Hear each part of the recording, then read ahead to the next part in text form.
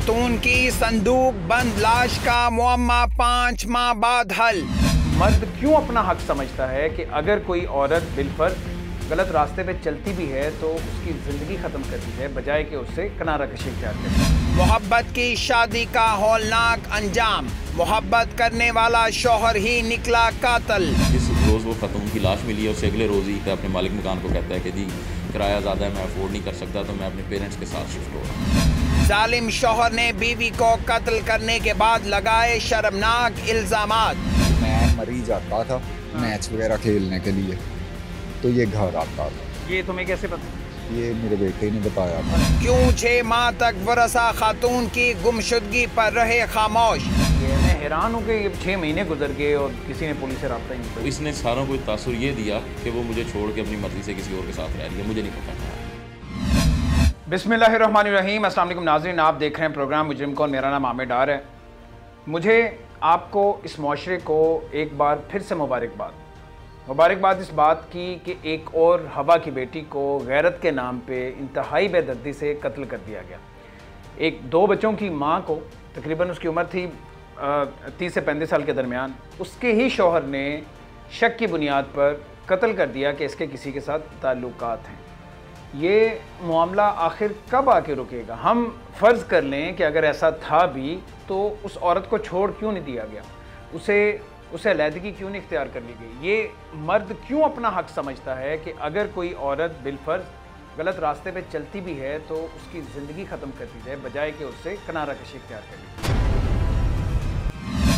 शक हमेशा रिश्तों में दरार डाल देता है। मोहब्बत की शादी करने वाले भी शक की लपेट में आ गए। कैसे मोहब्बत की शादी का हुआ खौफनाक अंजाम। कैसे शौहर ने बीवी को उतारा मौत के घाट। क्या शौहर ने बीवी की लाश को संदूक में बंद करके नहर में फेंका था? क्यों पुलिस 6 माह तक मकतूला के वरसा को तलाश न कर सकी? कैसे पुलिस की तफ्तीश में खातून का कातिल उसका शौहर निकला? ऐसी कौन सी वजह थी कि 6 माह तक वरसा ने मकतूला को ढूंढने की कोशिश न की? क्या शौहर को था बीवी के किरदार पर शक? मोहब्बत की शादी करने वाले ने कैसे अपनी मोहब्बत का गला घोंट दिया? क्या तलाक का मुतालबा करना खातून का बन गया जुर्म? पुलिस की तफ्तीश में क्या सच सामने आया? कौन है असल मुजरिम? लाजमी देखें आज का चौंका देने वाला प्रोग्राम।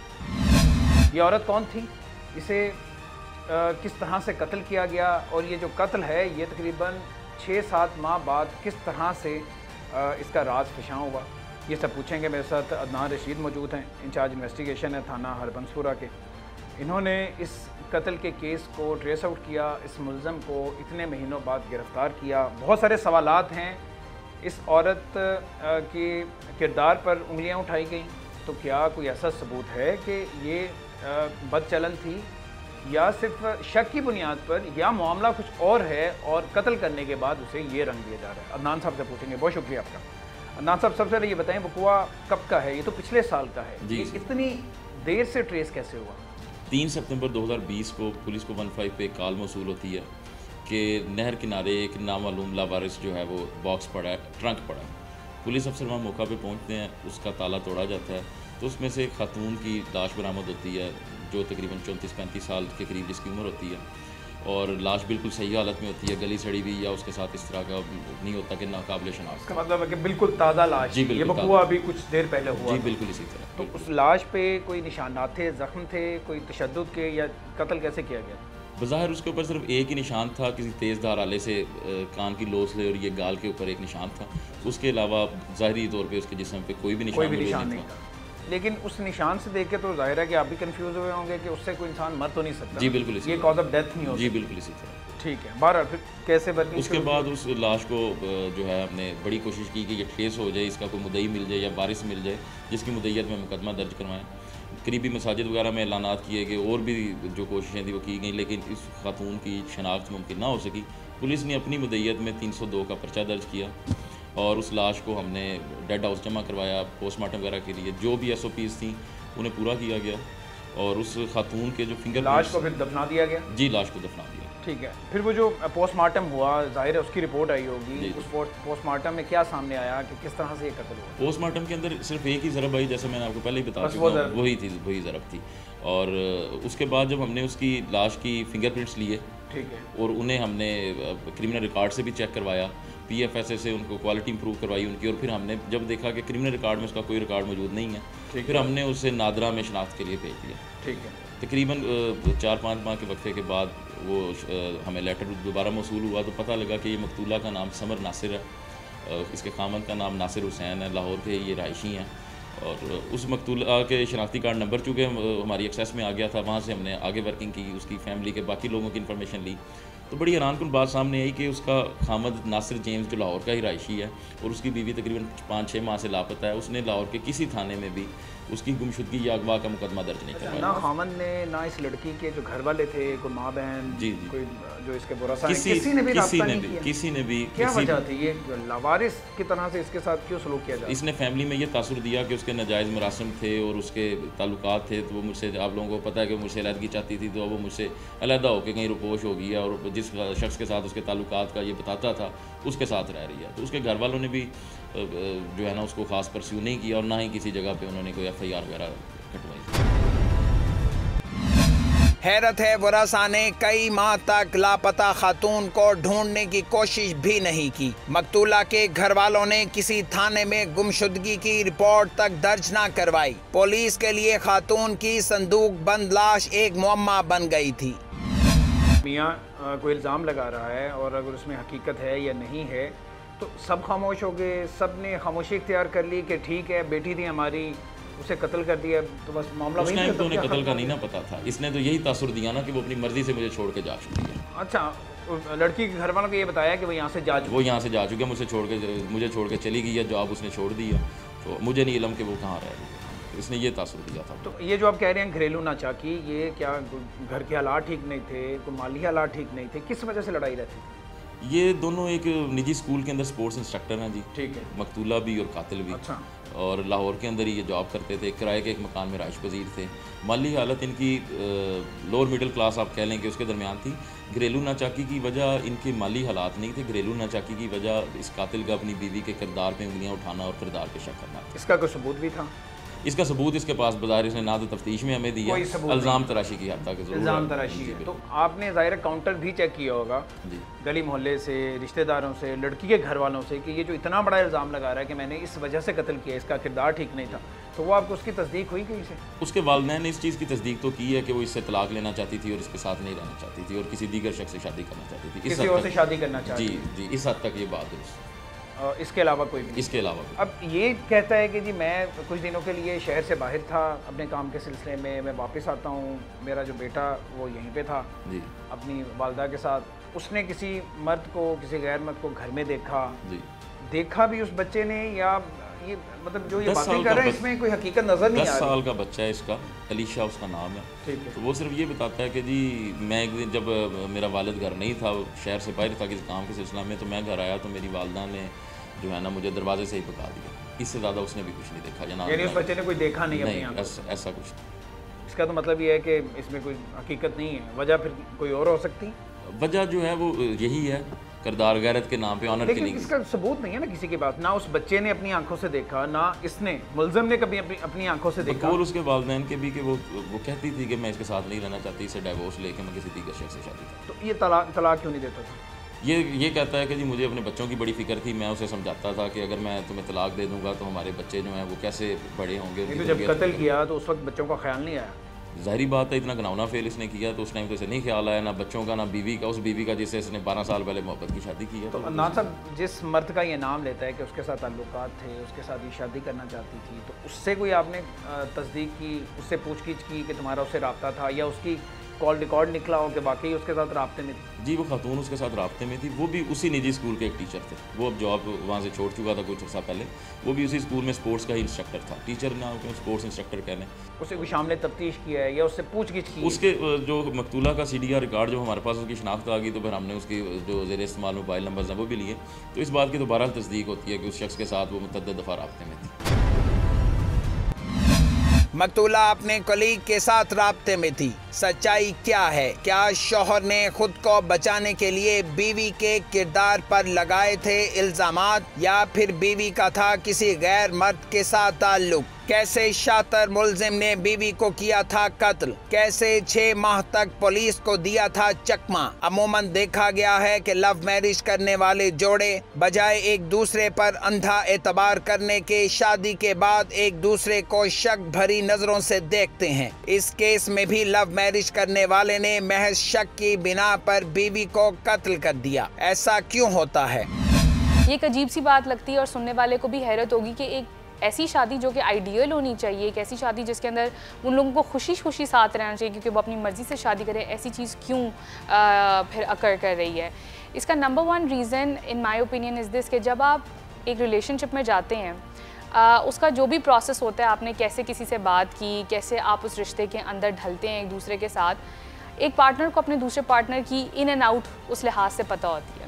तो इसलिए जैसे ही उसको ऐसी कोई और हरकत किसी और के साथ करते हुए वो देखता है तो उसको फ़ौरन से कह लें कि वो एक ट्रिगर पॉइंट होता है उसके लिए। उसको ये शक पैदा होना, इनसिक्योरिटी डेवलप होना बहुत आसान हो जाता है कि जिस तरीके से हमारा रिश्ता कायम हुआ था, हो सकता है कि दोबारा भी ऐसी चीज़ हो जाए। अच्छा, उसके अलावा ये कि जब आप एक लव मैरिज में जाते हैं या एक लव अरेंजमेंट में या एक इंटीमेसी के अंदर जाते हैं, हमारे यहाँ क्योंकि आपको बहुत ज़्यादा झूठ बोलने पड़ते हैं, अपनी फैमिली से भी, अपने आसपास लोगों से भी, दोस्तों से भी, उस वजह से हमारे अंदर झूठ जो है वो काइंड ऑफ इनग्रेन हो जाता है। और अब एक रिलेशनशिप जो कि ऑलरेडी जैसे ये शादी हुई हुई है, जब वो आपस में एक दूसरे से झूठ बोल रहे होंगे या कोई चीज़ छुपा रहे होंगे तो अगेन ये चीज़ उसको याद दिला सकती है कि इसने मेरे साथ होते हुए भी यही कुछ किया था, और ये काइंड ऑफ एक रेपिटिशन है ऑफ ऑल दोज बिहेवियर्स जिसकी वजह से शक जो है वो इंक्रीज हो सकता है।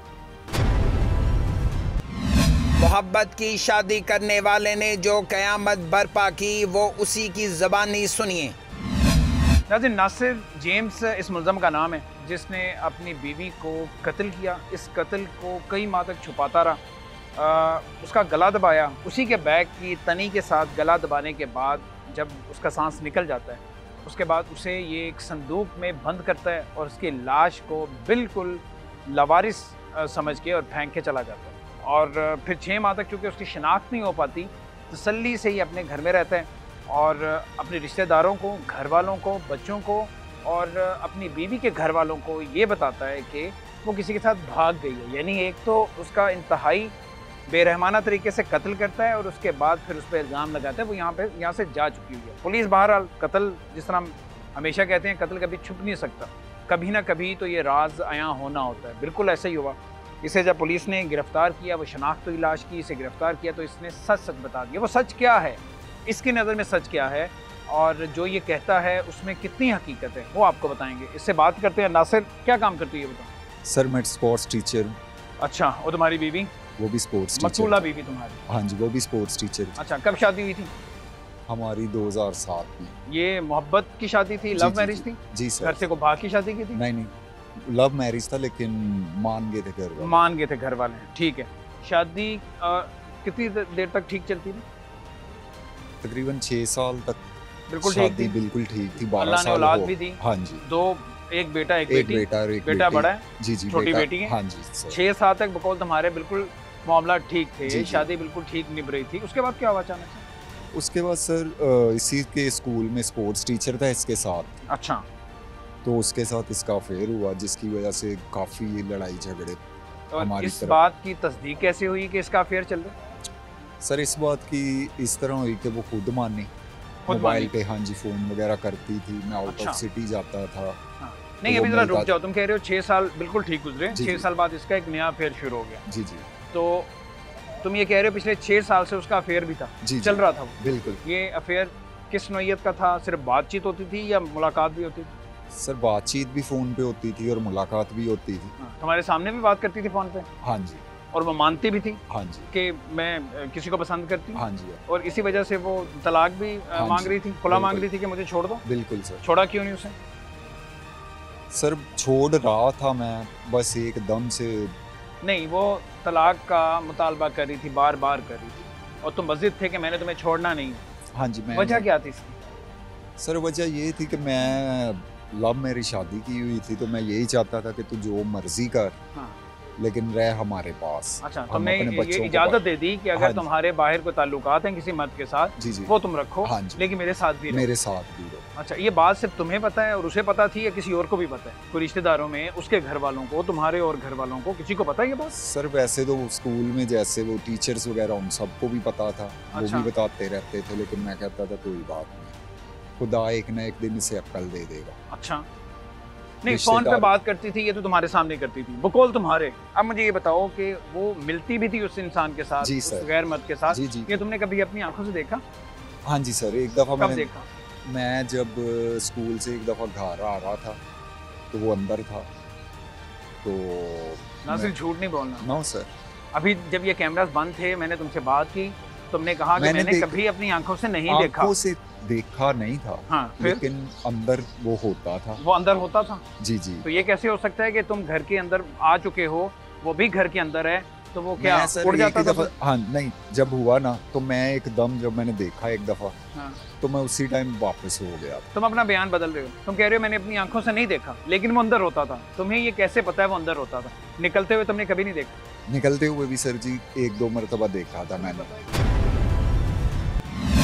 सफाक शौहर खुद को बचाने के लिए बीवी की किरदार कुशी कर रहा है। 12 बरस की रिफाकत के बाद बीवी पर लगा रहा है शर्मनाक इल्जामात। गौर से सुनिए, क्या इसके इल्जामात में है कोई सच्चाई? तुमने पुलिस को भी ये बताया कि मैंने अपनी आंखों से कभी नहीं देखा। तुमने अभी मेरे से भी ये इंटरव्यू शुरू करने से सर पहले जी, बताया ये- कि मैंने अपनी आंखों से कभी नहीं देखा। वो पहले आपको बताया हाँ। ना, लेकिन अब अब ये बयान बदल गया। अब जो आप सवाल और कर रहे हैं ना, सवाल उस मैं टाइम- और कर रहा हूँ, तुम जी, ये जी। कह रहे हो मैंने अपनी आंखों से देखा है। जब तुमने ये गैर मर्द को अपनी आंखों फोन से पे- देखा अपनी बीवी के साथ, तुम्हारा रद्द-ए-अमल क्या था? तुमने उससे क्या पूछा? लड़ाई उससे झगड़ा कुछ नहीं हुआ कहा? था। झगड़ा हुआ था? हाँ जी, सिर्फ लड़ाई तुमने झगड़ा। देखा था, तुम्हारे बच्चों ने भी देखा था? सिर्फ उस टाइम मैं था, उस टाइम लड़ाई झगड़ा अच्छा, हुआ, तो फिर मैंने अपने क्या कहा ससुराल उसने? वालों को फोन किया, फिर उनको बुलाया, फिर मैं इसे छोड़ भी आया था। फिर तकरीबन ये 10-12 दिन फिर रही है, उधर भी ये तलाक ही मांगती रही अच्छा, कि फिर मैंने नहीं रहना इसके साथ। इसके घर वालों को बता दिया हाँ कि जी मैंने इसे रंगे हाथों पकड़ ली गई। हाँ जी हाँ जी। अच्छा, उसके घर वालों को क्या रद्द-ए-अमल था? कुछ नहीं, वो तो बसाना चाहते थे घर। अच्छा, वो कहते थे बेटी हम इसका घर बसाना चाहते हैं, हाँ। कि ये बच जाए, ठीक है। तुम्हारा घर बच जाए। वो तो बहुत अच्छे जब तुमने हैं, देख लिया था अपनी आंखों से, तुमने रंगे हाथों पकड़ लिया था बकौल तुम्हारे, जी जी इसे फिर भी क्यों नहीं छोड़ा तुमने? सर, बस नहीं था, मैं छोड़ना चाहता। नहीं छोड़ना चाहते थे हाँ जी, और ये काम करना चाहते थे। मैं ये काम मैं बता रहा हूँ कि बस शक्ल पे पर्दा पड़ अब- गया, तो और ये आज से कितने साल पहले तुमने देखा था अपनी आंखों से? ये तकरीबन कोई 2-2.5 साल पहले 2-2.5 हुआ साल है। पहले देखा था? हाँ जी। अच्छा, उसके बाद दोबारा कभी देखा? उसके बाद मैंने दोबारा नहीं देखा। उसके बाद मैं मरी जाता था हाँ। मैच वगैरह खेलने के लिए, तो ये घर आता था। ये तुम्हें कैसे पता? ये मेरे बेटे ने बताया था तुम्हारे मुझे। बेटे ने, वो घर पे होते थे, बच्चे घर पे होते हाँ। थे, बच्चों ने कभी, या तुम्हारे बेटे ने कभी अपनी आंखों से देखा? सच सच नहीं, बताना, अपनी आंखों से नहीं था देखा। देखा, लेकिन वो दरवाजा नॉक करते थे, हाँ, तो अंदर नहीं थे आने देते। उधर तुम्हारी से बीवी से अंदर नहीं आने हाँ देती जी। थी। तो इस उसे बात का काल- मतलब ये है कि अंदर कोई है। हाँ जी। कैसे? अब ये तो मुझे कैसे पता ही था मुझे सर। नहीं बताओ ना, कि अगर कोई बंदा दरवाजा नहीं खोल रहा है, इसका ये क्या कैसे मतलब हम ले सकते हैं कि अंदर कोई मौजूद है? कभी तुम्हारे बेटे ने अपनी आंखों से देखा? बेटी ने आंखों से देखा? किसी और ने कभी अपनी आंखों से सर यही देखा? बात हुई है जो मैं बता रहा हूँ कि कि नहीं, बेटे अपनी ने आंखों मुझे से तो नहीं देखा, उसको अंदर जाने ही नहीं दिया। अंदर जाने नहीं दिया, तो इसका मतलब ये कैसे हो सकता है कि अंदर कोई मौजूद था? चलो सर, ये तो खुदा खुद बेहतर बता जाने। दो ना। मैं कुछ नहीं कह सकता, खुदा बेहतर अच्छा, जानता। बहरहाल तुम वापस आते हो, बेटे ने तुम्हें ये बता दिया, हाँ जी फिर तुमने क्या किया? फिर उससे पूछा? हाँ जी, पूछा, उसने बेटे को मारा मुरा था कि तुमने तूने- उससे पूछा कि क्या कोई गैर मर्द आया था? बेटा कह रहा था कि मैं आया और माँ ने दरवाजा नहीं खोला। तुमने उससे पूछा, उसने तस्दीक की ऐसा हुआ था? नहीं, मैंने उससे पूछा था, उसने लड़ाई ली, उसने कहा अंदर कोई भी नहीं था। हाँ। मैंने इसको वैसे ही बाहर भेजा, वैसे बाहर भेजा। उसने मुझे तो हो सकता है वो ठीक कह रही है। हो सकता है। मुल्ज़म तस्लीम कर रहा है कि उसने महज शक की बुनियाद पर मोहब्बत करने वाली बीवी को उतार दिया मौत के घाट। अभी कई राज सामने आने बाकी हैं। सफाक कातिल बार बार अपने बयान बदल रहा है, खुद को बचाने के लिए हर चाल चल रहा है, मगर अब इसकी कोई चाल कामयाब नहीं होने वाली। कैसे चालाक शौहर ने बीवी को कत्ल करने के बाद सबको दिया धोखा। वकूआ के रोज़ इसने इस तरह किया कि ये इसने अपनी बीवी को वहाँ से स्कूल से वापस लिया और अपने घर चला गया। वहाँ पे जाके इनकी फिर उसी बात पे तकरार हुई है। इसने इसकी बीवी ने इससे तलाक मांगी है कि मैं तुम्हारे साथ नहीं रहना चाहती, और उसी वक्त जो है ना वो झगड़ा बढ़ा है और इसने तैश में आके अपनी बीवी को कत्ल कर दिया। क्या बताता है कैसे कत्ल किया? वो जो ज़रब आप कह रहे हैं कि चेहरे पे थी, वो तो कॉज ऑफ डेथ नहीं है, उसकी वजह से तो नहीं, उसकी उस औरत का हैंड बैग था, उसका जो स्टैप था, उसका जो तनी कह लें आप या बेल्ट कह लें, उसकी मदद से इसने उसका गला दबाया। उसके गले जो उसका जो बैग है, उसकी जो स्ट्रैप है, उसके साथ दबा के कत्ल। उसके साथ। और फिर ये ख्याल से कैसे आया कि मैं संदूक में इसे बंद करूँ और यहाँ पे सरेआम फेंक दिया? ये इसीलिए तो ये हमारे पास जो है ना बड़े क्लूज थे इसके खिलाफ कि ये कैसे इसने, देखें एक मर्द की बीवी कत्ल हो जाती है या गुम हो जाती है, कत्ल तो बाद में हुआ ना जी, गुम हो जाती है तो किसी थाने में FIR ही दर्ज नहीं करवाता। फिर हम जब रिकॉर्ड चेक करते हैं तो पता लगता है कि जिस रोज़ वो खातून की लाश मिली है उससे अगले रोज़ ही ये जो इसकी मौजूदा रहाइश थी जहाँ पे ये किराए पे रह रहा था, वहाँ से फौरी तौर पे मकान छोड़ देता है। अपने मालिक मकान को कहता है कि जी किराया ज़्यादा है, मैं अफोर्ड नहीं कर सकता, तो मैं अपने पेरेंट्स के साथ शिफ्ट हो रहा हूँ। तो ये सारे सबूत, ये सारी लीड्स इसके खिलाफ जाती थी। तो वकूआ के रोज़ इसने अपनी बीवी को गला दबा के कत्ल किया है। उसकी लाश को इसने यानी संदूक में बंद किया, उसको लॉक किया, दोनों साइड्स के जो थे उसके लॉक लगाया। लॉक लगाने के बाद उसको रस्सी लपेटी है और चौथी मंजिल से ये नीचे घसीट के उसे लाया। बच्चे उस वक्त कहाँ पे थे? बच्चे अपने दादा दादी के पास थे। उन्हीं के पास? उन्हीं के बच्चों ने शोर नहीं मचाया कि उनकी माँ कहाँ चली गई है? मैं हैरान हूँ कि 6 महीने गुजर गए और किसी ने पुलिस से रब्ता ही नहीं। बच्चे, इसका एक बेटा 10 साल का है, बेटी को 7-8 साल की है, तो अरसा करीब 4-5 साल से ही इनके घर में ये मामला चल रहा था। तो बच्चों को भी आइडिया था कि हमारे पेरेंट्स के दरमियान काफ़ी लड़ाइयाँ झगड़े हैं और वो जो उनकी वालदा है वो उनके वालिद के साथ नहीं रहना चाहती। तो इसने सारों को तासुर ये दिया कि वो मुझे छोड़ के अपनी मर्ज़ी से किसी और के साथ रह रही है, मुझे नहीं पता कहाँ रह रही है। ठीक है, अब वो जो बैग है जिसके स्ट्रैप के साथ गला दबाया गया वो रिकवर कर लिया? वो इसने ज़ाया कर दिया। हमने इससे रिकवरी ली है। जो ताले थे, जो संदूक को इसने ताले लगाए थे, उसकी जो कीज़ हैं वो हमने इससे रिकवर कर ली हैं। उन्हें फोरेंसिक के लिए भी हमने PFR से भिजवा दिया और वो छुरी भी रिकवर कर लिया है इसके घर से, जिसकी वजह से उसने वो कट लगाया था जो मैं आपको बता रहा हूँ, ये चीज़ें। तो आखिरी बात ये बताएं कि इस केस की मुद्दत पुलिस के पास है? जी बिल्कुल। अब बुरा साहब परसू करें इस केस को या नहीं करें? अभी तक तो उन्होंने स्टेटमेंट तो एक हमें दी है फॉर्मल, ठीक, उसके अंदर इसे नॉमिनेट भी किया, तो पुलिस मुद्दई है और इंशाल्लाह जल्दी ये चलान होकर चला और ये मुद्दत आपके पास ही रहेगी? जी, पुलिस के पास। वो केस को परसू करेंगे, उनके बयानात आ जाएंगे? जी, बयानात रिकॉर्ड वो चाहते हैं इसे सजा, क्योंकि ये करीबी अजीज़दारी है, रिश्तेदारी। हमें उन्होंने ऐसी कोई बात नहीं बताई कि वो इसे माफ़ करना चाहते हैं। इस तरह के केसेस में नॉर्मली यही होता है। जी, आप सही जिस तरह से इसका तो आगाज़ ही ऐसा है। जी बिल्कुल, किसी ने इस केस को परसू ही नहीं किया। जी बिल्कुल इसी तरह। हमें तो उन्होंने ऐसा कुछ नहीं बताया कि वो इसे सुलह करने या माफ़ करने के इरादा है उनका, लेकिन मुलज़म ने 1-2 दफ़ा कहा है कि जी वो मुझे उम्मीद है कि वो मुझे माफ़ कर देंगे क्योंकि मेरे करीबी अजीज़ हैं, मेरे सगे मामू हैं। बिल्कुल ठीक है अदनान साहब, चूँकि इस केस की मुद्दई पुलिस है, अगर बुरा साहब माफ़ भी कर देते हैं तो फिर इस केस का क्या अंजाम? इसके अंदर जी ऑनर किलिंग की जो एक दफ़ा होती है 311 PPC, ठीक है, वो हम आज़ाद कर चुके हैं। अगर वो माफ़ करेंगे भी तो ये मुलज़म इंशाअल्लाह ताला सज़ा से नहीं बच सकते, नहीं बच पाए। जी इंशाअल्लाह। हैरत है, मकतूला के वरसा कातिल की टाल मटोल पर भी थे खामोश। किसी ने ना पुलिस को खबर की ना ही ढूंढने की कोशिश। ऐसा क्या हुआ था कि लड़की के वालिदैन अपनी बेटी के गायब होने पर भी थे खामोश? पकड़ा कैसे पुलिस ने? ये पुलिस वालों को पता कैसे इन्होंने नहीं, पकड़ा। कब पकड़ा, कितने वक्त के बाद? इन्होंने 6 माह के बाद पकड़ा। तुम्हें कहाँ से पकड़ा? घर से। घर से पकड़ा?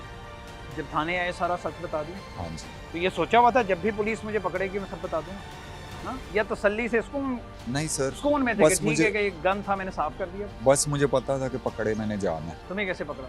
6 महीने गुजर गए। हाँ, तो मैं कहीं भी नहीं भागा, मैं घर ही रहता था। पता था कि बच्चों की खातिर तुमने कहा कि मैं बच्चों की खातिर उसे तलाक नहीं देता था, छोड़ता नहीं था। बस सर गलती हो गई। गला दबा रहे थे उस वक्त, बच्चों का ख्याल देन नहीं आया? सर बता रहा हूँ, अक्ल पे पर्दा जब पड़ जाए, शैतानी काम हो या कुछ समझ नहीं आई, उसके बाद मैं बहुत, ये कैसी मोहब्बत है? मुझे खुद समझ नहीं आई सर। मोहब्बत में तो इंसान ऐसे नहीं करता। मैं बहुत पछताया हूँ, रोता रहा हूँ। मैं दीवार के साथ लड़ के बेड पे रोता रहता। उस पछताने का कोई काम है अब? उसका कोई फायदा है अब? बस सर। हाँ, वो अगले जहान चलेगी, तुम फांसी पे लटकोगे, बच्चे किधर जाएंगे? या तसल्ली है, मैनेज कर ली है, सुलह शुलह हो रही? तसल्ली नहीं है सुलह हो सर। रही है कि नहीं? बस ये है कि मैं अपने जिस तरह उसके गुनाह घर की- वालों ने परसू ही नहीं किया, इसका मतलब ये कि सुलह हो जाएगी। एक गुनाह इंसानी अपना जान माफ थी, मांग क्योंकि रहा। खातून थी ना, इस मुआशरे में भेड़ मैं बकरी की बहुत तरह पछता है। रहा। मर गई, चली गई, बस कोई वक़्त नहीं है, कोई अहमियत नहीं है उसकी जान की, अब तुम सुलह कर लोगे, वापस आ जाओगे, सुकून से नहीं अपनी सर, ज़िंदगी गुजारोगे? मैं बहुत पछता रहा हूँ। क्या? ये मुझे सुलह पता नहीं कि करोगे? नहीं सुलह की नहीं, मैं अपने आप के लिए और बच्चों को, मेरा दिल कर रहा है कि मैं अपने बच्चों से पहले माफ़ी मांगूं, उनके पैर पकड़ के, फिर उसके घर वालों से, फिर अपने उसके ससुराल घर वालों से माफ़ी मांगो, मांगूं। तुम्हें माफ़ कर दें, वापस तुम अपनी ज़िंदगी शुरू कर तो दो। नहीं सर, हाँ, जिंदगी क्या मैं शुरू करूँगा? माफ़ी नहीं मांगनी, गुनाह तो मैंने किया माफ़ी नहीं होगा, मांगनी, सुलह नहीं माफ़ी करनी। मैंने खुदा से मांगनी है जो सारी वो तो जिंदगी तुम्हारा मुझे खुदा मिलती का है। मामला है ना, कानून की यहाँ बात हो रही है, कानून ज़मीन से भी के माफ़ी फैसले की मांग। बात हो रही है। बस सर माफ़ी गलती हो मांगनी है। गई है, माफ़ कर दें मुझे। माफ़ कर दें। तो इतनी मासूमियत, इंसानी जान ली, अपनी शरीके मैं हयात, बहुत अपने सर बच्चों पछता की रहा हूँ। माँ को कत्ल बहुत करने के पछता बाद रहा हूँ। सबसे बढ़ के तुम्हारी मोहब्बत, बिल्कुल बकौल सर, तुम्हारे, मैंने बहुत प्यार उसे भी कत्ल किया। करने के बाद तुम कह रहे हो कितनी उसने मासूमियत भी- से कि मुझे माफ करना है। उसने भी मेरे साथ बहुत प्यार किया, अच्छा। मैंने भी बहुत किया। सिर्फ एक शक की बुनियाद पे तुमने कत्ल किया, कोई सबूत तुम्हारे पास नहीं था। सबूत सर है थे, सारा ही पता था सर, हर चीज़ का पता था, हर चीज़ का पता था, हर चीज़ का पता था मुझे। मेरे स्कूल दोस्त जो टीचर, उनको भी पता था। वो इस हद तक आया था, कोई बयान देने, हद बुलाया तक, किसी को, हद तक अपने हक में गवाही दिलवाई है कि हाँ ऐसा मामला है, हालांकि सर। तुमने कत्ल किया उसका इससे कोई ताल्लुक नहीं है, इसकी कोई वजह नहीं हो सकती ना, कोई जवाब नहीं हो सकता, बट तुमने बुलाया किसी को, क्या हो यार बताओ वैसे। मैं तो उस दिन से कोई सर आया किसी तुम्हारे से नहीं पीछे? मिला, मैं उस दिन से किसी से नहीं मिला, ना कोई मुझसे मिलने आया।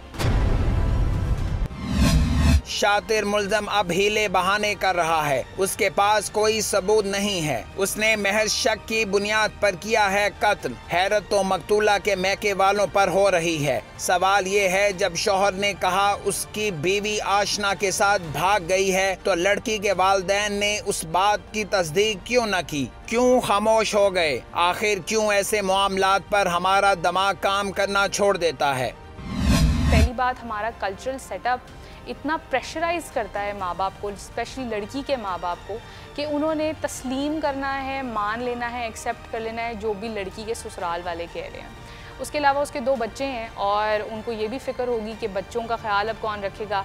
अब नोइंग के बच्चों की माँ को उसके हस्बैंड ने ही मारा है तो वो किस किस्म का बाप होगा, वो किस किस्म की एग्जाम्पल सेट कर रहा है अपने बच्चों के लिए। उसको इग्नोर करते हुए वो उस चीज़ को एक्सेप्ट कर रहे हैं and they're okay with it. खैर ये तो बात ज़्यादा हमें भी तस्दीक करके ही पता चल सकती है कि वो कितना ओके हैं इस बात से या कितना प्रेशराइज उनको किया गया है जो इस बात के ऊपर वो माने हैं। लेकिन पॉइंट यहाँ पर ये है कि यहाँ पर इन ऑल हर किसी को काउंसलिंग की ज़रूरत है कि पहले समझें तो सही कि प्रॉब्लम क्या है, और प्रॉब्लम कि कोई भी क्राइम, कोई भी चीज़, इस चीज़ की जस्टिफिकेशन या इस चीज़ की अथॉरिटी किसी को नहीं देता कि आप उसका कत्ल कर दें। क्या वालिदैन पर होता है कोई दबाव? क्या इस केस में भी मकतूला के वालिदैन कातिल दामाद को माफ़ कर देंगे? जी अस्सलाम वालेकुम। जी वालेकुम सलाम सर। शाहिद साहब क्या हाल चाल है? ठीक ठाक है जी सर, शुक्र है खुदावंद का। अच्छा शाहिद भाई, थोड़ी सी आपसे बात इसलिए करना चाह रहे हैं, वो जो इल्ज़ाम है, वो जो वन साइडेड चीज़ है, उसको थोड़ा क्लियर कर दें। जी हुक्म करें। तो इसी केस के सिलसिले में बात करना चाह रहे हैं आपसे कि क्या होता है, कैसे होता है, आपको कब पता चलता है, वगैरह वगैरह, थोड़ी सी बात। सर यही बात की मेहरबानी है, मैंने अपने खुदा को अगर नाज़िर करके इसको माफ़ कर दिया हुआ है। बिल्कुल ये ऐसी मैंने अपना, सुन ले पहले मेरी बात, ये केस मैंने अपने खुदा को दे दिया हुआ है कि खुदा बहुत बड़ा है, वो मेरे हक में इंसाफ करेगा, वो उसको सजा देगा। ठीक है। हैरत है, 6 माह वालिदैन खामोश रहे। पुलिस ने खोज लगाकर मुल्ज़म को पकड़ा तो आसानी से कह दिया कि हमने मुआफ कर दिया। ऐसे सफाक मुल्ज़म को सख्त सजा देनी चाहिए ताकि फिर कोई किसी भी शख्स को इतनी बेदर्दी से कत्ल ना करे। इसी के साथ टीम मुजरिम कौन को दीजिए इजाज़त। अल्लाह निगहबान।